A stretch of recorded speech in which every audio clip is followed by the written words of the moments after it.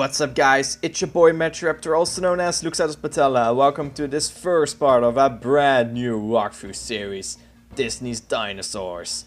Now, I want to go through a couple of things before I'm gonna start the tutorial.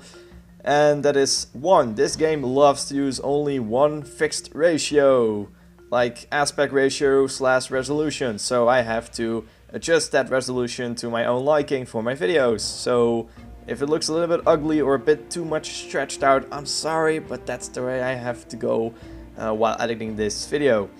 And for future videos also.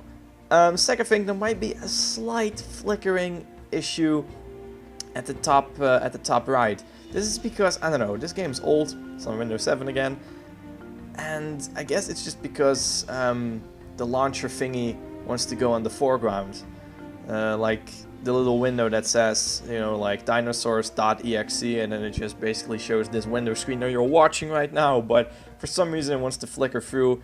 I found a way to actually avoid this as much as I can, but still it's I cannot guarantee this will not happen in every video, so hopefully this will work. You know, I can try to edit it out, but that'll just take me too much time, and I don't have time. I'm a student, I also have to study, but forget about that.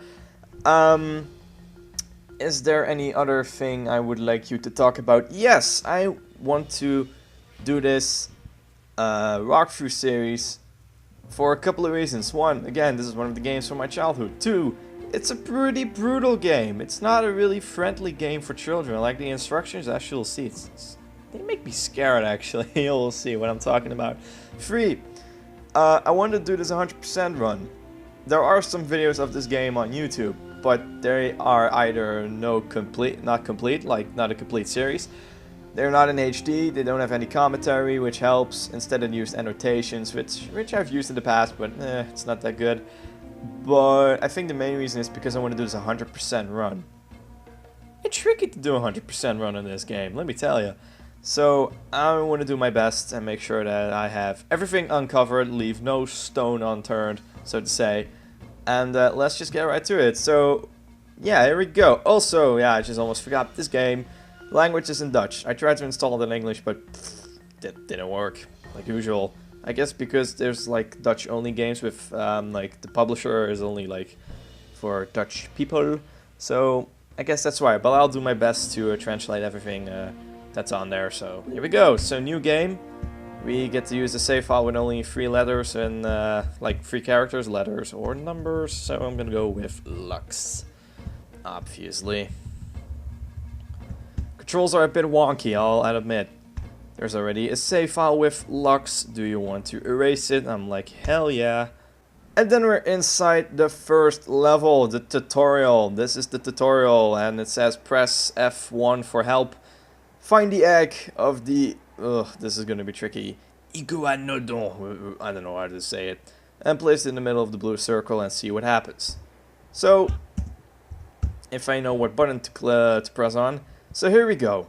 This game is an action-adventure game / RPG / strategy game / I don't know what else I could say. You control 3 characters, Aladar, Plio, and Zini. This is Plio, she can fly, it's actually a woman. If I know how to change character, that would be great. I just forgot all the controls. Here we go. This is Zini, this is like a little monkey thingy. This is Plio, and we don't have Aladar yet because we have to get an egg. So we're gonna fly a little bit, see what happens. Press the 2 button, that's also the nice thing about these tutorials. I've altered my own keys. So for me the 2 button is X and the 1 button is S or whatever. But you know, they don't give you like press X, they don't. So here we go, we've done this job. Let's see the egg come out. Holy shit, that was fast. So Plio, go find some food for this little Talosaurus thingy. Yeah, I'm not that good with dinosaur names. So here you go, just pick them up with the 2 button, which for me is X, so I'm just gonna go with X. And then I just press X again when I'm near, and it just automatically goes into the little belly of the thingy. Press the Aladar head button to control different characters. I've just shown you, but if I press S, I can switch between characters and I can control them, which is pretty fun. And yeah, so I can do lots of fun stuff. So it says perfect. You've just switched between all characters. Now what's the next step? Now it says to press on this one button and this other button to regroup. This is actually called collective mode or whatever. I like to call this power stance for some reason. So basically when you're all three together pretty close, you press some buttons. Which buttons were they? Here you go, I just did it. And it says pretty much we're in collectible or collective mode, basically. I just like to call this power stance. It's a lot easier for me. Just power stance, because we're all together, we're powerful as a group, and blah blah blah. Every time you see this obelisk, you have to pass by it, and then you can basically save your game, so to say. It's actually like a respawn thing. So you can see all three like silhouettes of the dinosaurs. So basically when you pass by it and you die, like if Zini dies, then Zini will respawn here. But you can also, you know, give obelisks or save points to other dinosaurs. What I mean by this is that one can go to this spawn point and one can go to the other spawn point. You don't have to go, you know, you don't have to get all three dinosaurs on one spawn point. Although it's pretty recommended though, because it makes things a lot easier. So, bit of fire. And then it says you have to jump you have to jump off of every pit. Zini, it said that Zini can just pretty much jump over even the biggest pits available. There's no jump button, this all goes automatic, so you pretty much have to go with luck. It says Aladar can only jump over the small gaps, so be careful. And I hate it when they use the red text. It just makes me feel like, oh shit, I did something wrong, but no. The game just wants to warn you, and it really makes me like, oh, what the fudge? Guess I just died, but I just showed you something. This wasn't meant to happen, but okay. We'll just try to do this again. If I can even get through the tutorial, okay. Luckily, I don't lose a life in this, so I can pretty much die every time I want. So let's try to do this properly. There you go. Now the trickiest of all, of course, with Plio.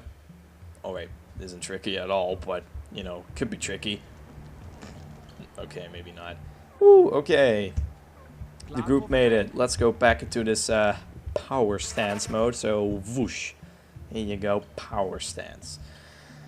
There are rocks. You can break them with your head. You can make small projectiles for Zini. So let's go ahead and do this.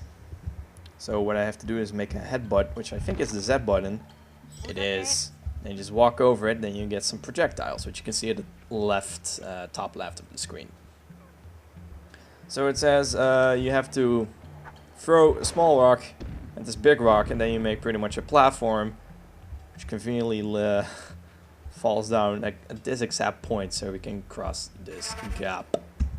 So here you go. When you hear that sound, that pretty much says that we're in power stance. Another save point thing.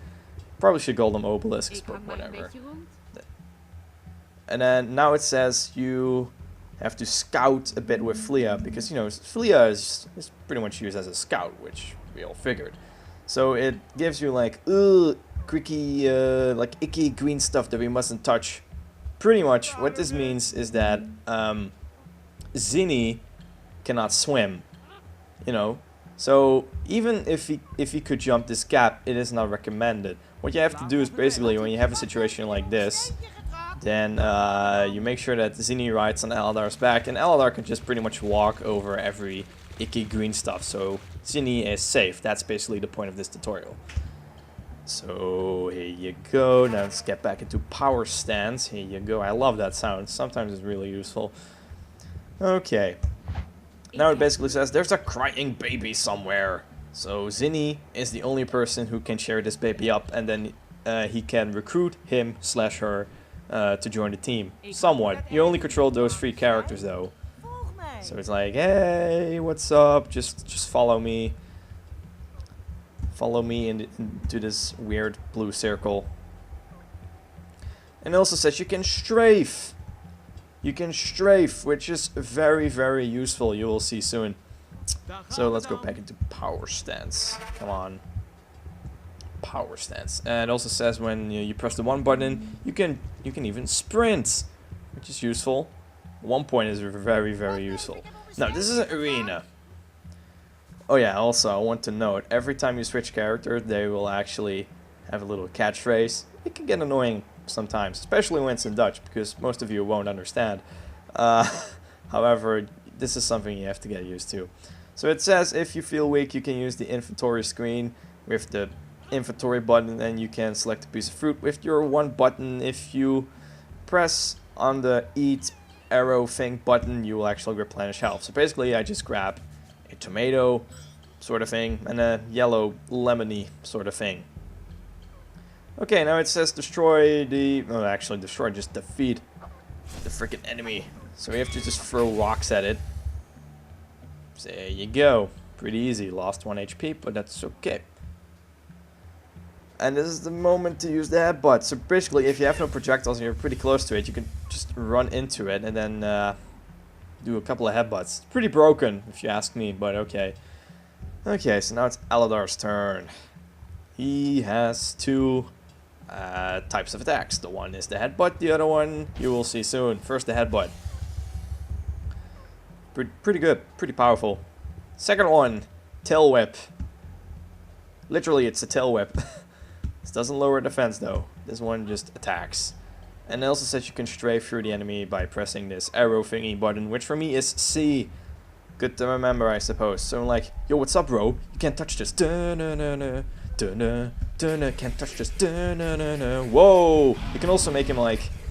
oh, fuck, that didn't go too well. But you get the point. But okay, let's just kick his ass. There you go. You will see that the tail whip is pretty powerful soon in the first level. Okay, so now it's time for Plio. You probably think, how can Plio actually kill something on the ground? Pretty much by diving into it. So, here is the thing. Oh wow, really? My antivirus thing just popped up. Really, Avast? Really? We're gonna do this today, huh? We're gonna wait for Avast to go back down, then we can actually continue this. Okay, so let's just wait a little bit, because, yeah, okay, here we go. So, Plio can actually attack by just diving into it, but there's a little trick.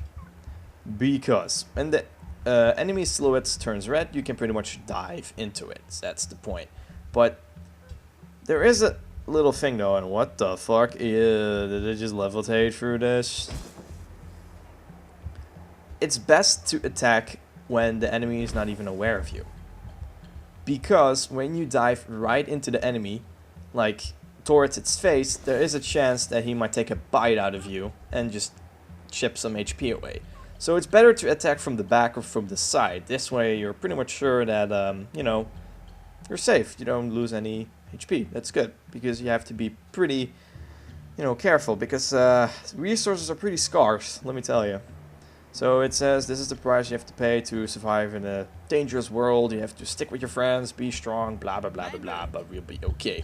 So duo stance is pretty much when two people, or two people, lol, when two dinosaurs are actually like together. So in this case it's Aladar and Plio, could be any other combination possible. So pretty much go into power stance. We're gonna go to this little obelisk thing, and that's pretty much the last thing of this level. Basically, this ends the tutorial. It was pretty rough. I died once. I was going to show some tricks, but I utterly failed. I actually lost some HP. I'm pretty much an idiot. And yeah, so this is basically the screen you can see.